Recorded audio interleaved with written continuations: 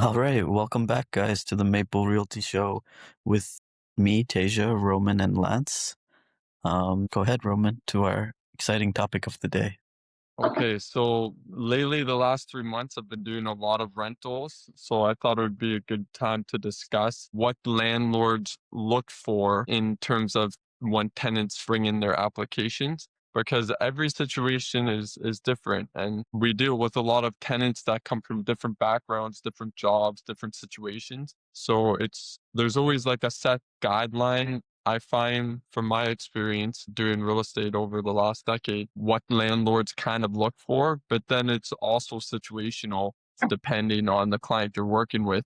So I'd say the first thing is an employment letter. Landlords are always asking for proof of income, which makes sense. And typically, from my experience, what they're looking for is that the annual rent doesn't exceed 30% of your annual income, which is obviously a lot harder nowadays. And they just want to verify that you work where you say you're working. So you provide the employment letter. It states usually how much salary or income you make per year, what your job position is, how long you've been working with the company.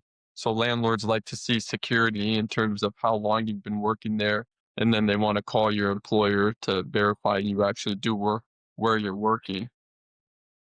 Do you guys you Mhm. guys both manage properties? So when you're looking at tenant applications, what else are you looking for in terms of the employment letter specifically?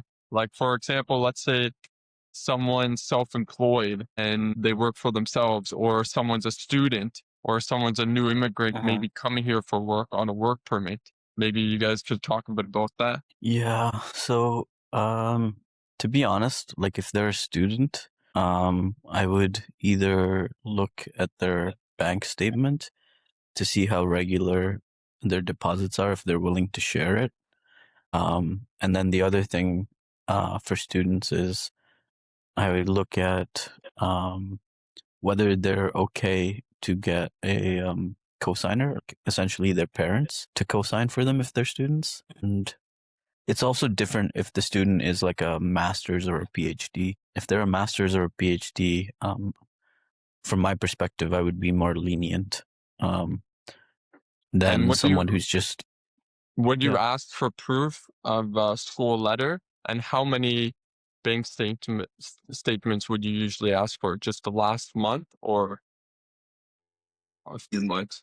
I mean, I think 2 months is recommended. I would probably ask for 3 months. And then the thing is, nowadays, you got to be really careful with these documents with the amount of fraud that's going on. Yeah. So just the letter alone, I wouldn't trust. My way that I get around this is I ask them to use their student email and then email me from their student email. So, for example, if it's University of Toronto, they'd have a utoronto.ca email. And I know to get into like a lot of the good schools or major schools, essentially they go through pretty strict verification processes, and they have to use a bunch of documents to even register. So I feel like if they have a student email, then I feel okay And sometimes when you because I search can't call their the school. name, it will come up Yeah. like on the website. Yeah, but a lot of times it won't too, You guys especially if ever they're got fresh. a fraudulent employment letter? Yeah. You have. And how did you Yeah. know? Uh, well, I mean, I told you about this one a long time ago. This happened like 2 years ago or 3 years ago. The employment letter looked good. I called the employer, it looked fine. But then I looked at the website, and then I looked at the office of where the company was supposed to be at, and it didn't exist. Yeah. So so Where did yeah. you Did find? you Where did you? confront the after? Did you confront the tenant after and say like, No, because I felt like potentially either the realtor was in on it or they just weren't. I just had a weird feeling. So I was just like, I'm just not comfortable accepting this application, and then just kind of just let it go. how about Because it was you? really good. Because when the When I called them, they had someone else there, and they acted pretty professional and Oh, similar to sometimes other it's real so hard companies. to tell sometimes. Yeah. I had one actually too a few years ago, and then it turned out like to be fake, the employment letter, and then I confronted the tenant. I said, "Hey, like this is like a fake document." And he full out admitted to me. He said, "Yeah." He's like, "I'm just trying to get a rental." I'm like, "Well, you're kind of that kind of screws me, At right?" least, So at least and I he's was honest trying with to you, help bro. him find a place, right? So I was working for him, trying to help him find a place. And then when I did my due diligence on him, I'm like, these aren't even real documents. When he sent them to me, and he's like, "Yeah, I know, but I need a place really bad." I said, "Well, you're putting me in a position like I can't help you like this." But, Exactly. At but least that he's was being my one honest issue with there. you, But other than that, it was I mean, if you have a fake documents, you should get a fake plate. yeah. How though. about you, Lance? When you're looking at employment letters, is there something specific you ask for? Well, yeah, I will. I mean, I really look into them, and if something doesn't feel right, I mean, I ask for guarantors, you know. Mhm. I don't know. So far for me, I didn't really. Okay, am I connected again? Yeah, you're Yeah. connected. Okay, yeah. So I didn't really get that issues like that so far. I'm lucky, you know, that someone provided me with something fake. I mean, I get a hunch though if something's not right. I mean, actually, not with employment, but I get a lot of tenants where they're working with other agents, a lot of agents. I can tell, you know, I have that feeling that they work with someone because they don't want to sign, you know, representation stuff and this and that. You know, it's like they only call you to show to see some properties on certain days of the week. It's like you're that day, you know, and then the other agents are this day, I guess. So yeah, No, that's it's like sometimes they just use realtors sometimes for the showings for their convenience, and exactly. then they will go Yeah. to whoever they know. Like it might even be like their relative or their friend to just push the paperwork through. I know. I mean, you know, yeah, exactly. And you will feel that, you know, you will know. Some of them even felt bad, you know, when I confronted them about that, I said, I have a feeling that you're working with someone. That's why you don't want to sign because supposed to be before we show you any properties or we give you complimentary, maybe first few or first day, I'll give it to you without signing. But after that, you know, anyway, I mean, what can we do? I mean, sometimes they just go with let's say you show that property out of all the agents that show them other properties, and that's the one that they want to go for. Yeah, yeah, that's the one. You're the one that they're gonna sign with. It's just whoever presented the property that they want to make an offer to. That's who they're gonna go with, I guess. Yeah, So you definitely gotta be Yeah. careful. But yeah, before, yeah, you had something to add? Yeah, there was one other thing that in terms of screening I do. I had another tenant applying, and it was at a like a gaming company, and the website was good, but there was no actual address on the website. And one of the ways I vetted it or try to be more comfortable, because like I grew up playing video games, so I'm like, oh, that's cool. This could be a thing, but it could also be fake. mhm, So what I did is I went on the site and I read a bunch of it, and then I interviewed them about the website, because if it's fake, I know they're not going to study that much about the fake website to mhm. see if it matched up. And did they know about it So or no? yeah, they did. It was real. Okay, That's good. that's That's good. good. Well, before I move on to the next piece of document, I just want to know if you guys remember what was the largest amount of income that you've seen on an employment letter or proof of income from a tenant application? Close to half a mil. That's pretty big. Just for rental or just also for Yeah. Just for a rental. I guess 200, Yeah, 200,000. that's pretty good too. The most I've ever seen that I got a tenant application. He was a vice Hmm. president of a large company in Ontario. I'm Hmm. not going to say which one. And the annual income was $2 million per year. Holy. And my initial thought was, why are you renting a property? Right. Yeah. Turns Yeah. out he was looking for a $15,000 per month rental in Forest Hill so Mm-hmm. he could Oh have an wow. address for his 16-year-old Yeah. daughter to go to a certain private school. Oh wow. Oh, nice. That was crazy. Well, Yeah, that was the uh, craziest employment letter so far that I've seen. okay. And did he get the spot? I don't know. I didn't actually end up working with him directly, so it was through Oh. one of our colleagues. So, but yeah, it was crazy. So the next, So like, just one thing to add, like, I don't know if people know this, and sometimes people think because they have high incomes, it will be easy to get a place. And I'm like, experience has taught me otherwise. Sometimes they're even more careful and they vet you even harder if you have a high income. that's So actually I'm glad you added that. Actually, that's a good point. Because when landlords review employment letters specifically, you're right. It's not just about the income per se. It could be about the job security as well, right? You could have a high income but really low job security, depending on what job you are. And that's a good exactly. point, actually. Yeah, that's a really good point. So the next thing that landlords typically review is pay stubs, which makes sense. For the last three bank statements, like you were mentioning, for Mhm. obvious reasons, they want to see that your pay stubs match the employment letter and your proof of Yep. income. Anything to add on pay stubs? I think pay stubs is pretty straightforward. Pay stubs is straightforward, but it's not straightforward if they run their own company. Then it looks like a mess, and a lot of times, like, I just don't even know what's going on. So like, I'm just like, I don't know if sometimes it might feel too risky if it's too much of a mess.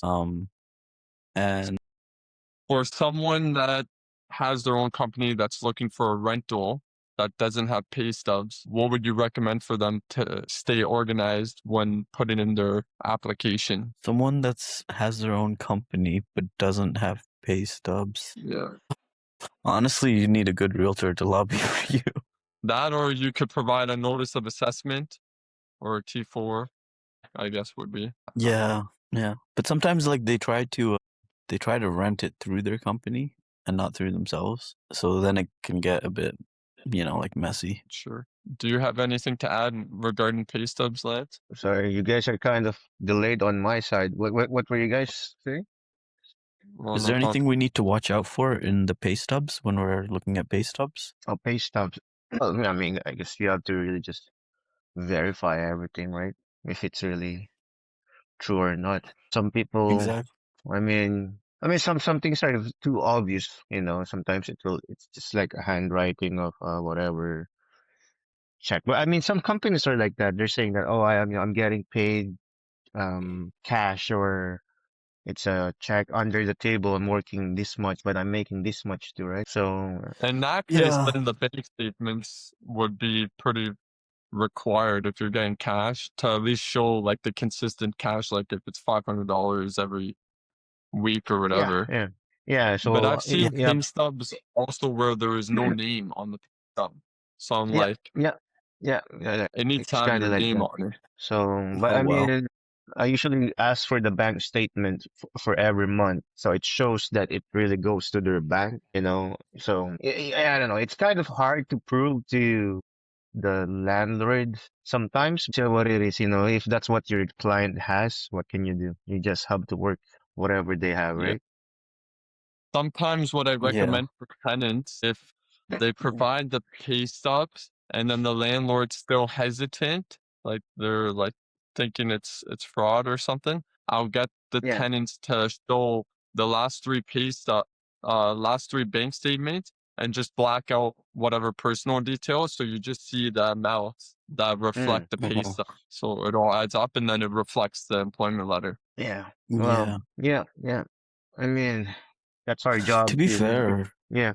Go ahead.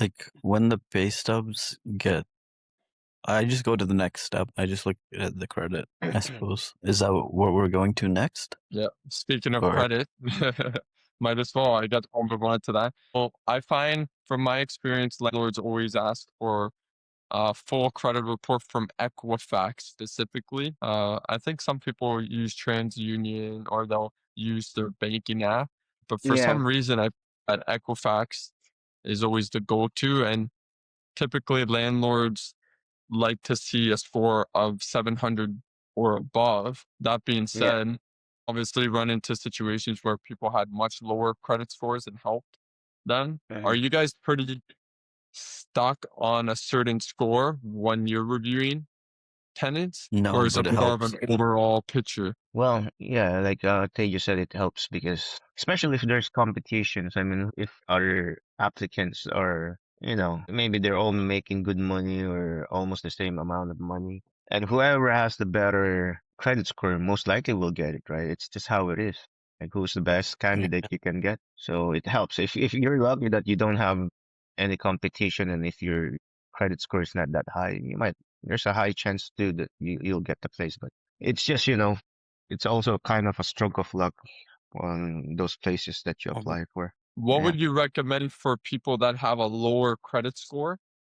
But let's say their income is good, they've always paid rent on time, and they had a bad past, their credit scores is really bad. What would you recommend for them to try to get a landlord? What I, did in the past several times. Some people doesn't even have a credit score because they're newcomers here. So yeah. what we do is usually we offer, well, it's requested usually by landlords if they're willing to give advance payments like post-dated checks. Sometimes you even have to pay for the whole year, man. And even if you pay for the whole year, sometimes you lose still. We had that one time where the client was just so kind of desperate, because they really just want to secure a place because they've been looking for a place for a while. They said, you know what? I asked, my husband to send me this much money for the whole year to rent a whole year so that we can just secure a place. And we were still losing. Yeah. I mean, just because you offer the whole year, it is not necessarily No.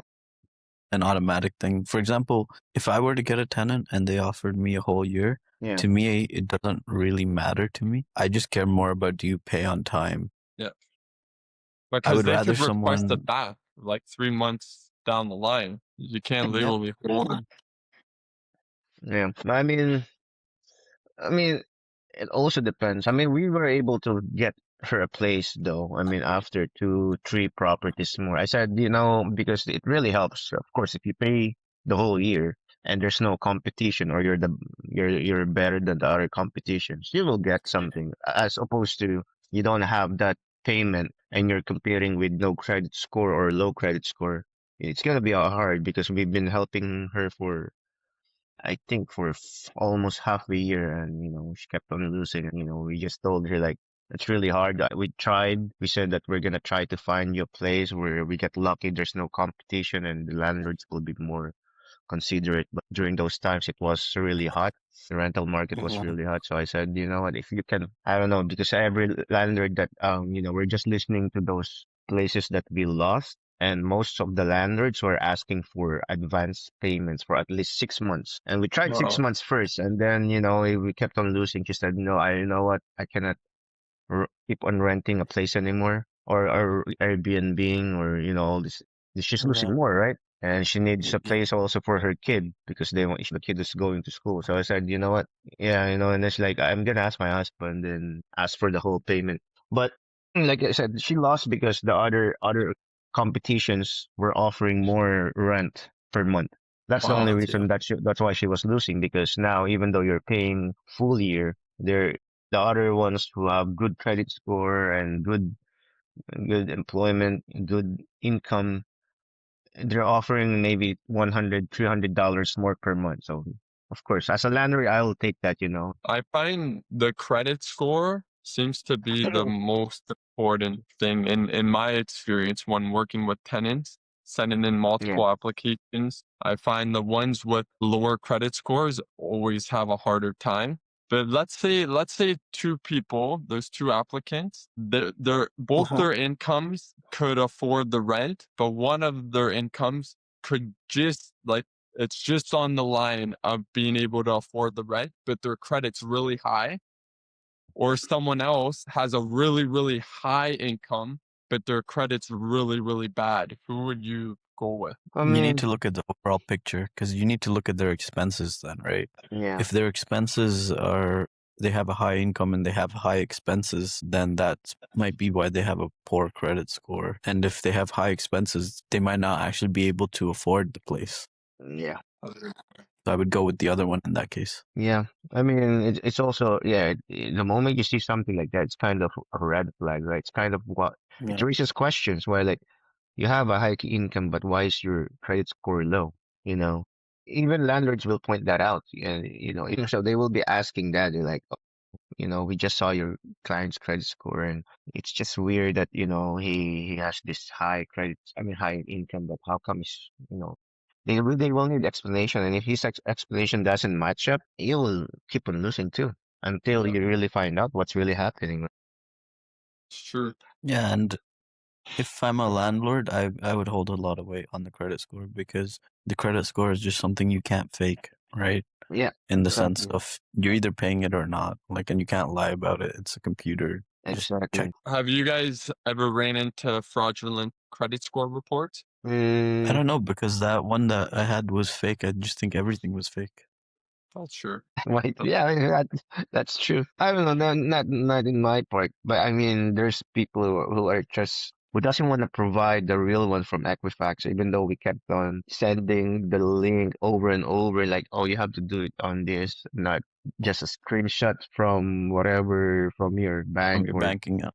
or That's a or lot of people will send me screenshots and it won't even have their name on it. But then they're Yeah. legit. It's just they don't maybe know how to download it. But then once they download it, it does match. But yeah, Yeah. that's yeah. Well, I think the screenshot is just okay. Let me see it, but you still need to send the full thing because the screenshot's not enough, man. That's nothing. That could be anyone's screenshot. yeah. Okay, next document is obviously a really important one, photo ID. So for Oh yeah. photo ID, do you typically just ask for one piece of photo ID? And how do you go about that? Do you I care what start it with one is? first. I start with one first. Depends on what their ID is too. Some, if like I said, if it's a newcomer, of course they won't have. It depends on their status here. Sometimes they only have the passport, and a lot of them are also kind of hesitant to provide this because they think it's too private.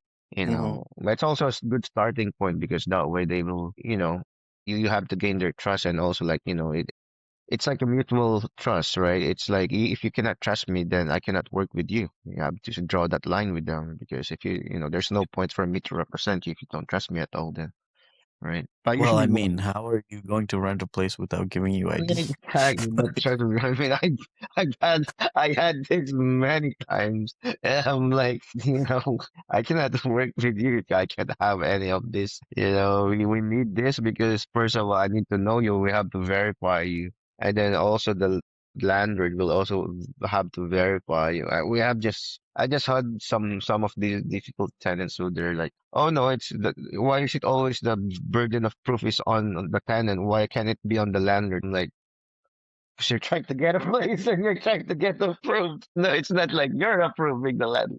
And it's these same people I'm talking about who doesn't want to provide their full credit report, something doesn't add up. There's so many things that they were kind of Well, trying to judge. Yeah. Yeah, there go is ahead. one instance where they're hesitant to provide the full credit report, but sometimes they don't understand. I think it's when they think if they pull the credit report, their credit is going to take a big hit, Yeah, and they get scared about that for some reason. Well, that's a good they one. have to But be it's a honest soft anyway. check. Typically, it's a soft check. They have to give Exactly. it anyway, either way. I guess I kept on explaining it to them, like, either way, we have to provide this sooner or later. The sooner that we do this, the sooner we know what's our strategy next. And I can make a pitch to these landlords, right? Because if I don't know anything much about you, they will ask me these things. I don't know the answer. We're losing the opportunities, right? And I don't know what to say too. I can kind of sugarcoat it if I know that you have maybe a low credit score, but I'll say this person has a good employment, rental history, everything, all that, the reason that he has a low this and that. Everyone had to go through, times where they don't know how to manage their finances, or who knows, maybe it was during COVID times, everyone had a hit. So, Well, but and half the reason to have a credit score is to either buy a place or rent a place. Sure. exactly, right. No, trust me. That's And true. sometimes they know this and they're saying, I'm a landlord too. I'm talking about this same person, bro. I'm a landlord. I'm like, in my head, if you're a landlord, That's why are true. you renting? Shelter is only like one of the most important necessities. So credit Yeah. score, yeah, I know. you Yeah. don't even need a credit score to buy food. Just how Not yet, anyway. yeah, not yet. Imagine that'd be crazy. But maybe it would inspire more people to grow their own.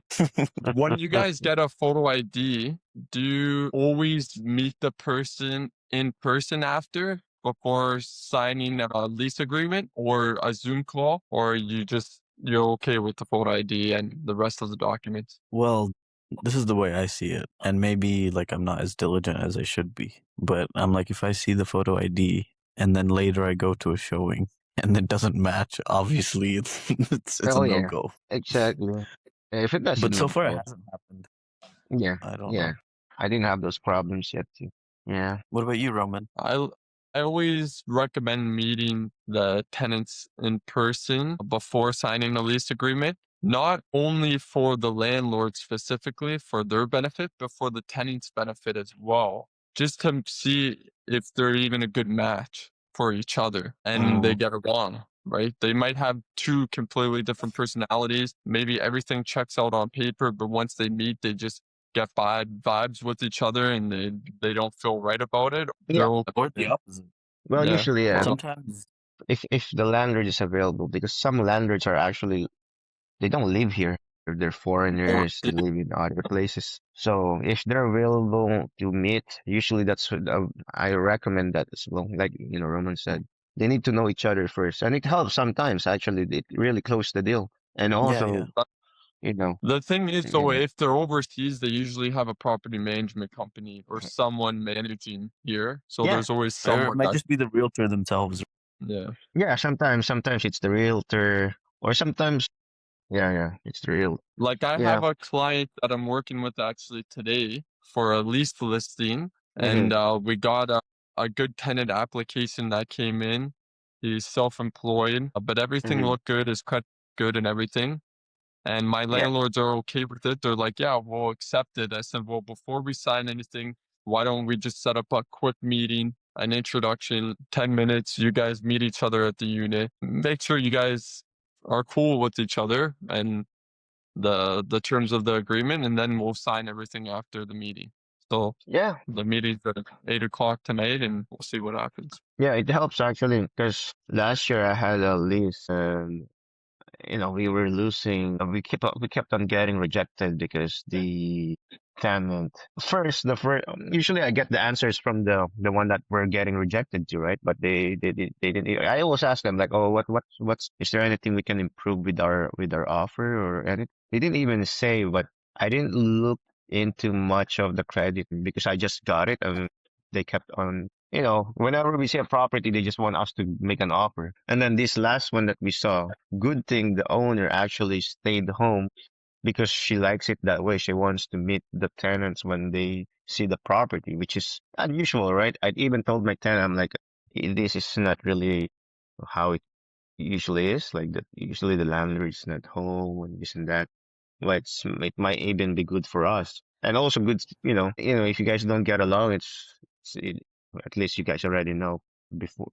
Even though we're not, for me, I'm not gonna make money out of that, but I mean, it's good for him in the long run because after they sign the deal, they might blame you that, hey, you know what, I don't like this place, I don't like the landlord, but they get So along, did they end which up is getting good. the lease when they met the Yeah, landlord? yes, they say, I'm gonna go with your guy. I'm good, I like him because they even made the arrangement how to do you know, the I don't know. It's just the way they set up the basement was just kind of weird in the beginning because they have to go through the garage and then the door coming from the garage. So, but in the end, even the landlord made a separate entrance for them just because she likes them.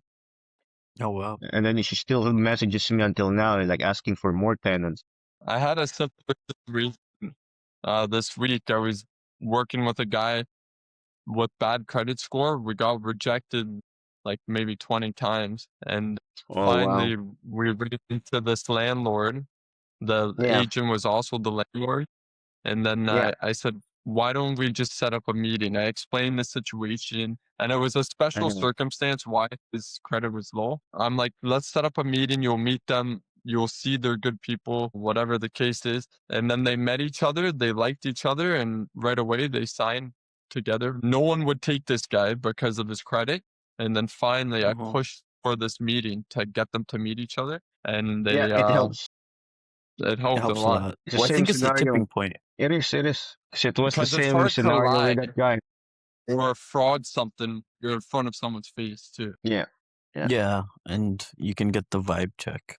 So exactly. if you're verifying the employment letter or proof of income, the pay stubs, the photo ID, the credit report, and then you meet them in person, you'll know if it all lines up. Your gut Oh will yeah, tell yeah, you. yeah, yeah.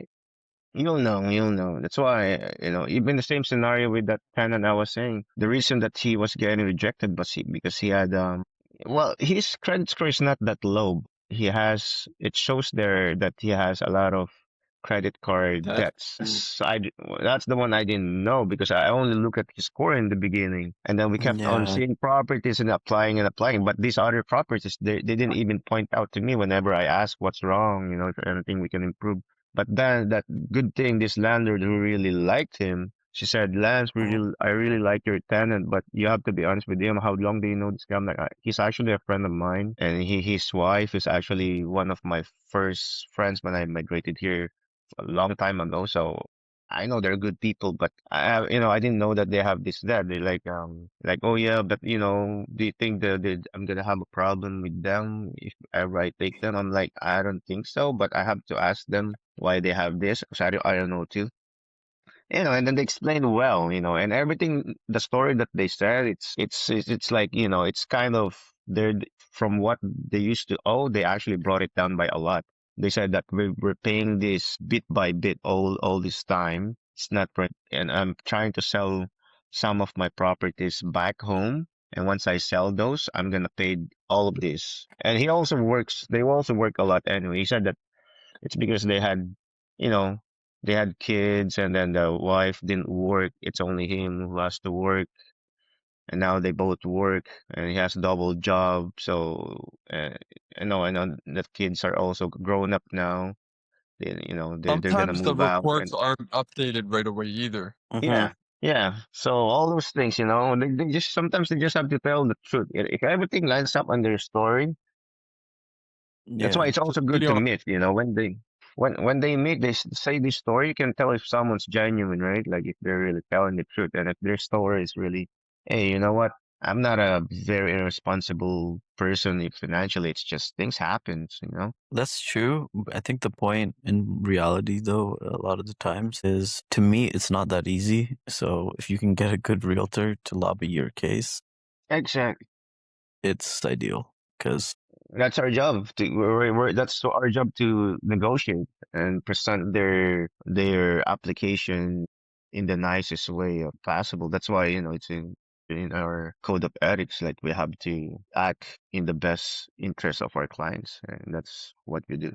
Yeah, it's sure. So the last thing um for documents would be the rental application. So the rental application we usually have details of present and past employer, present and past housing, and last landlord references and personal references. And then it would also show who else is going to be living in the property. Like you may have a kid that's an additional occupant, or you may have a pet, like a dog or a cat. So when you're reviewing that rental application, anything specific yeah. that you're looking for, or just I find the calling the past landlord helps a lot if they have one. Yeah, if they have one. But a lot of times I think like if they don't have a good relationship with their last landlord, they always just say something like their friend or Yeah, they're living with their family.